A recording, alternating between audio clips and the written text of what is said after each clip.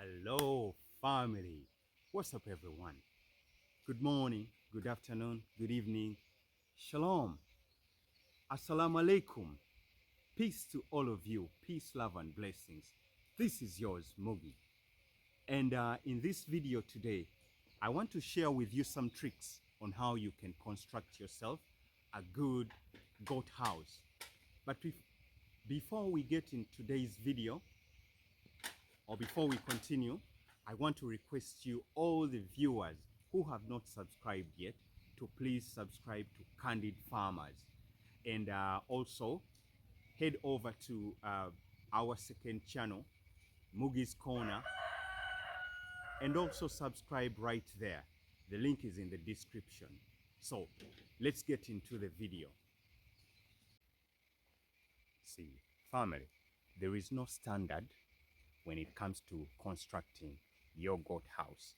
You know, there are very many different styles and fashions and, formats in which you can construct your goat house.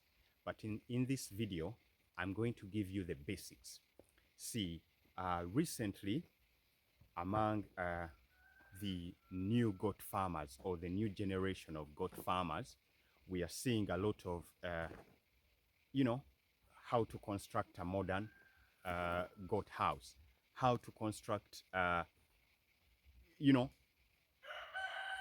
don't know, they give it names, but mostly we see them calling it a modern goat house. But I don't want you to be under pressure that, oh, this is the standard. This is how a goat house should be. In this video, like I said, I want to give you the basics. Now, let's start. The basic number one. Your goats need a goat yard. And I'm going to show you what I mean by the goat yard. Just watch.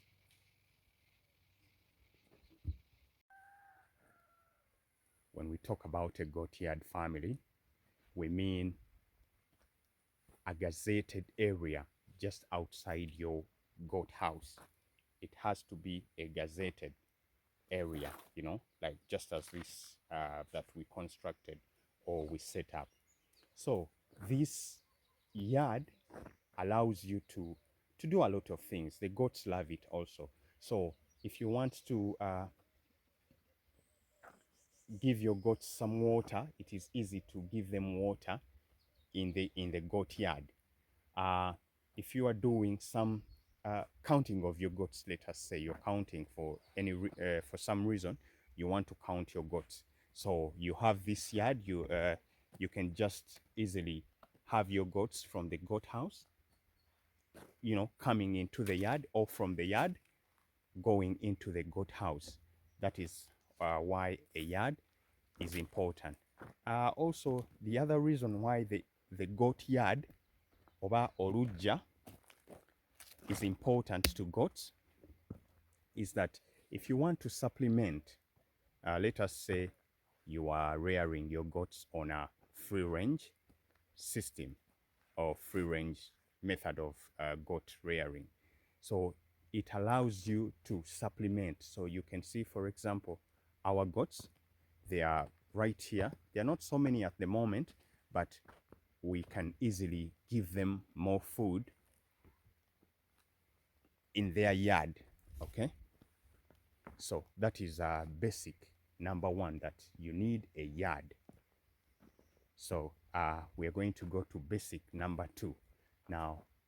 No, before we go to basic number two, I need to show you how you can construct a good yard very, very well. Now, this we learned from experience. We learned from experience because in the beginning, we first, stretched lines of barbed wire, as you can see. However, when we introduced our goats, we learned the hard way. Experience is the best teacher.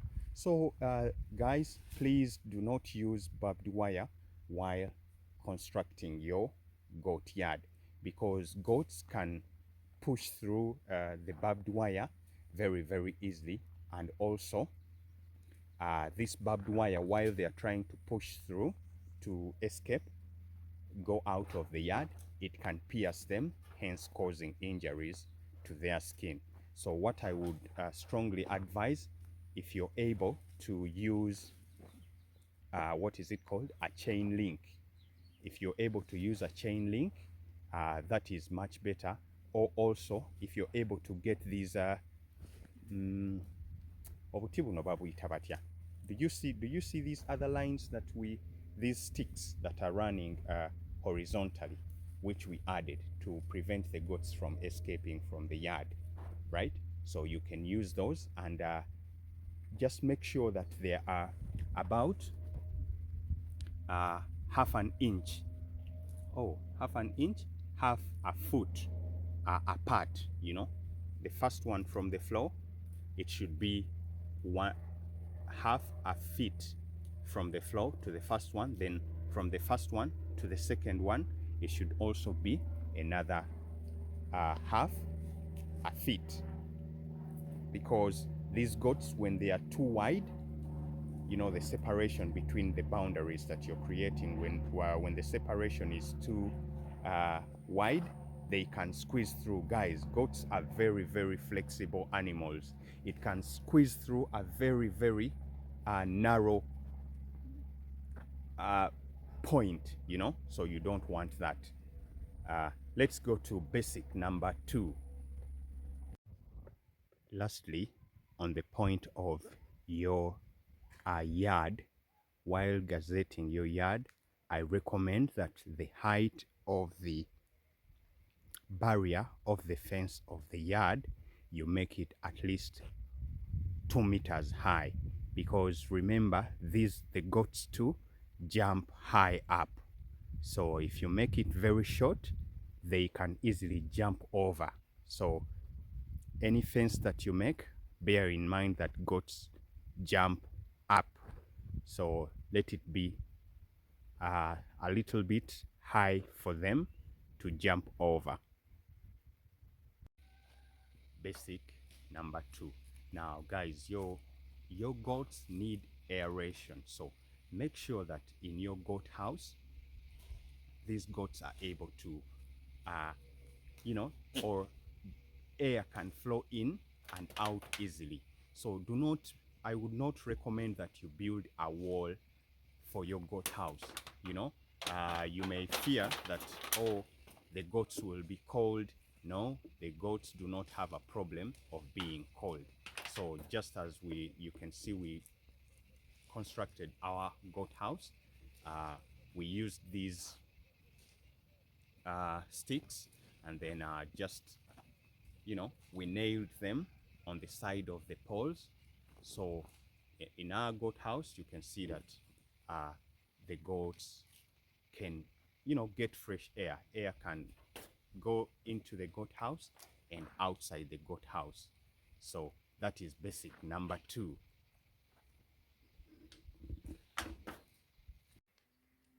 Basic number 3. Guys, goats urinate, they make urine. But the goat's urine is not too much, compared to goats rather urine from other animals like cows. So now we are on basic number 3. So I would highly recommend that the floor of the house is in such a way that it can absorb, or this urine, when in case the goats urinate, the urine can dry very, very fast. So I would recommend that you leave the floor to be just soil. Okay, so for example, in our goat house, we are still bringing maram, because this maram allows it can suck the urine very, very fast. So this urine, when you leave it to be there, for example, I would not recommend that you use a type of floor which keeps the urine hanging right there. For example, a concrete floor, I discourage you, please do not use a concrete floor, because a concrete floor holds urine. Make sure that the floor to your goat house can suck the urine and then it dries very, very fast, like marram or soil. Then also, when the urine collects just there in one place, uh, it encourages bacteria to form. And you know what bacteria does? Bacteria can cause diseases to your goats. Also, a hard flow. You see, goats like to, I don't know what to say, but you can see that they like to move their feet, yeah, in a backward motion. Zibange zitakula. So goats like to, push their feet in a backward direction on the floor, you know. Uh, I don't know. I don't know if I can show you. But anyway, you know what I'm saying. The front limbs, the front legs of the goat, they like it to. They like to move it across the floor. For example, I'm gonna show you. I like to be practical, very practical, so that you don't miss the point. They like to do this all the time, while moving their feet or their hooves in a backward direction against the floor. Zibange zitakula. So if you use a concrete or a type of floor which is very hard, okay, it can cause the feet or the hooves of our goats. Did you see that goat? She tried to do exactly what I wanted to demonstrate to you. Anyway, if you use a concrete or any other type of floor which is very hard, it can cause the hooves to wear out, or it can cause injury during the process of our goats scratching the floor. So make sure that you do that. Basic number 4, to make sure that you get your goat house in a proper shape, guys. Now, when you're constructing your goat house, make sure that especially the people who live in areas where it rains too much. When we get heavy rainfall, we tend to get overflow or running water. So I want to let you know that construct your goat house in such a way that mukoka, that flowing water in case of heavy rain does not enter your goat house. And in this case, what we did in our goat house, you can see that kind of raised, do you see it? That it's a line of concrete which is a little bit raised, so that in case of a heavy downpour, even in a unpredictable amounts of rain fall, there is no way that we can get overflow. Water cannot overflow and pass that, that level right there of the concrete which we raised. So make sure that rainwater, also not just rainwater which is flowing, you know what I'm saying, running water on the floor, but also in case of heavy wind. In case of heavy wind, that rainwater, just make sure that it cannot, you know, flow into your goat house. And how you can do that is make sure that the roof is not too high. Make sure that our roof is not too high, to make sure that even when during a rain or a heavy storm, when our wind is blowing, it cannot blow rain into our goat house. So make sure that the roof is not too high, and also it is very wide enough to block off any rain which may be blown into our goat house by the heavy winds. Now, next one.